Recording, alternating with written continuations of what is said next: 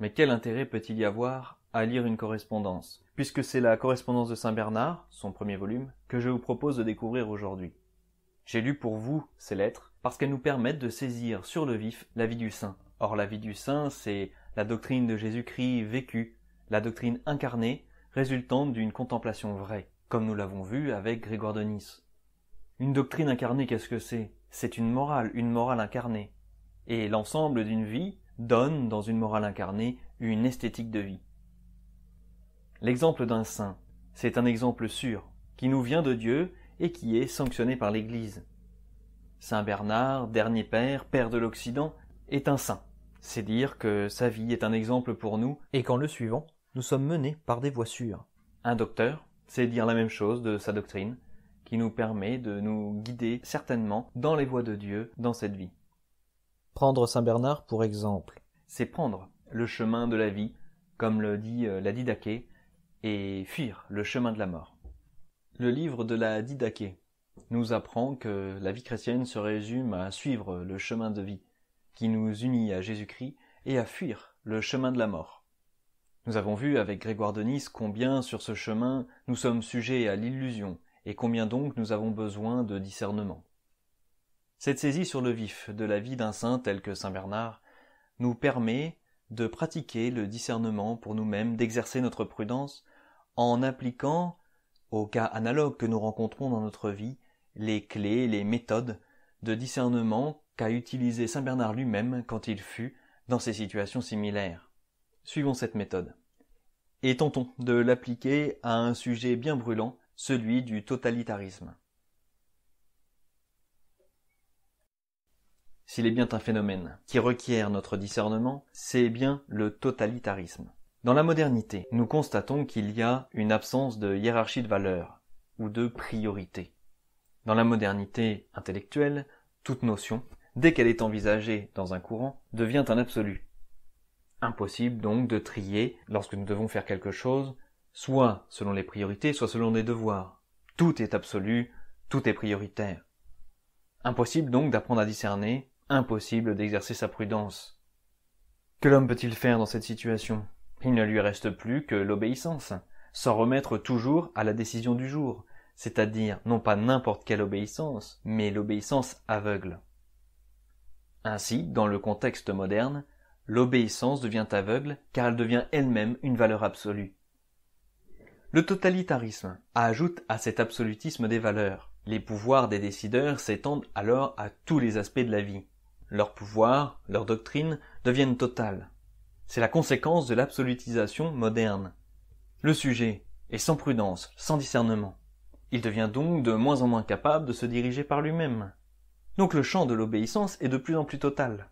Nous assistons alors à ce qu'on appelle une domestication de l'homme. Grâce à Saint Bernard, nous pouvons sortir de cette mécanique du totalitarisme. En maître du discernement, Saint Bernard détruit le totalitarisme moderne. Qu'avons-nous appris de ce premier volume ? Saint Bernard a un charisme qui le caractérise, celui du discernement. C'est dire qu'il fait la part des choses dans la lumière de Dieu. Ainsi, dans la lumière de Dieu, dans la vérité même, il nous remet chaque chose à leur juste place. En particulier, dans sa lettre 7, il nous apprend quand obéir, quand et comment désobéir. Quel est le contexte de cette lettre ? Un père abbé, supérieur de son monastère, abandonne les frères qui lui sont confiés pour partir en pèlerinage. Saint Bernard écrit alors à un moine, Adam, pour lui reprocher d'avoir suivi son père abbé. Adam n'accepte pas ce reproche et répond à Bernard.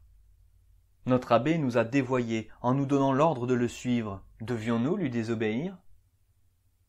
Et Bernard de lui répondre « Il est tout à fait pervers de te déclarer obéissant quand tu sais que tu violes une obéissance supérieure, l'obéissance à Dieu, pour obéir aux hommes. Ce que l'homme ordonne, Dieu l'interdit. Et moi, sourd à Dieu, j'écouterai l'homme ?»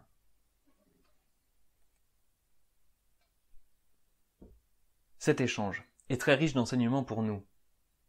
Comme saint Bernard le dit, faire le mal, quel que soit celui qui en donne l'ordre, c'est évidemment non une obéissance, mais une désobéissance. En effet, Dieu n'a pas dit « tu suivras mes commandements », sauf si tu as reçu une permission ou un ordre contraire. Voyez comment l'obéissance absolue aux commandements de Dieu nous rend libres et nous protège de la tyrannie. Elle nous indique ce que le tyran n'a jamais le droit de faire et comment nous sommes obligés de lui résister. Voyez comment la doctrine de Jésus-Christ est tout, sauf une invitation à la soumission aveugle aux dirigeants. Cependant, elle s'oppose aussi à la révolution permanente, à la destruction de tout, à la vie d'égoïsme.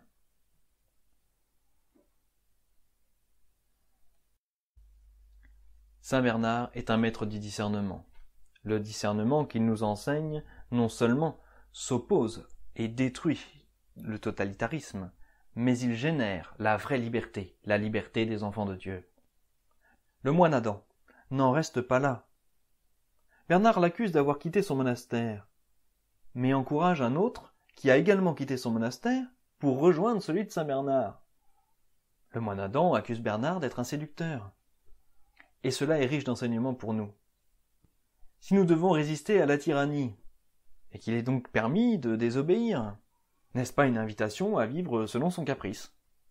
Saint Bernard de répondre « Mais que reproches-tu à ton frère? Qu'il se préoccupe de savoir comment ne pas rendre vains les vœux sortis de ses lèvres? Si un homme cherche où et comment accomplir ce qu'il a promis à Dieu, que perds-tu, toi ?» Ainsi donc, la fidélité à Dieu est le critère du discernement. Adam avait fait la promesse à Dieu de rester dans son monastère. Il le quitte pour suivre un père abbé qui abandonne ceux que Dieu lui avait confiés. L'ami de Saint Bernard a quitté son monastère parce qu'il considérait que le monastère où il vivait ne lui donnait plus le cadre nécessaire pour être fidèle aux promesses qu'il avait faites à Dieu. La réplique d'Adam montre qu'au fond de son cœur, ce n'est pas la volonté de Dieu qu'il recherche. Sa démarche n'est pas de Dieu, et Bernard l'a bien mise en lumière. Son discernement est efficace. Saint Bernard nous permet donc de discerner en nous-mêmes le chemin de la vie, de celui de la mort dont parle la Didaché.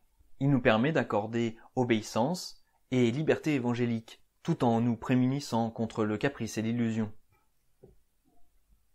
Si ce sujet vous intéresse, comment suivre la liberté des enfants de Dieu, suivre la motion de Dieu qui parle en moi, tout en étant certain de ne pas suivre mon caprice, de ne pas être le jouet d'illusions. Suis-je obéissant à Dieu ou suis-je désobéissant aux hommes?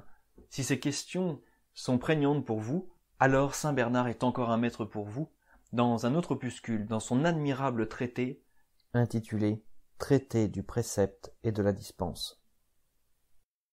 Considérez que ce discernement que nous livre Saint Bernard dans sa 7e lettre est celui d'un homme d'une 30aine d'années. Considérez sa sagesse, et celle qui devra être la sienne plus tard, et comparez-la aux trentenaires que vous côtoyez autour de vous. Est-ce l'athéisme ou la foi qui engendre la sagesse? Le psaume nous le dit, la crainte de Dieu est le commencement de la sagesse. Nous avons vu avec Saint Bernard comment, en faisant de la liberté une valeur absolue, nous engendrons inévitablement une obéissance absolue. Pour recouvrer une vraie liberté, paradoxalement, il faut en faire une valeur relative. Si la liberté est une valeur relative, l'obéissance, elle aussi, devient relative. Ainsi, chacun devient un sujet de prudence et de discernement, la liberté personnelle apparaît. L'obéissance et les règles ne sont que des moyens, ils sont donc relatifs. Il faut les remettre à leur place, les suivre en ce qu'elles nous rapprochent de Dieu, nous rendent vertueux, nous dégagent du vice et de l'égoïsme. Il faut s'en écarter et chaque fois qu'elles nous écartent de Dieu, nous poussent au vice et à l'égoïsme. Et pour nous aider à y voir clair, lorsque nous n'y voyons plus clair justement, il y a la grâce de Dieu et l'exemple des saints pour nous éclairer. Le monde change, passe d'un caprice à l'autre et d'une folie à l'autre, mais comme le dit la liturgie, le Christ lui demeure, le Christ hier, aujourd'hui, à jamais.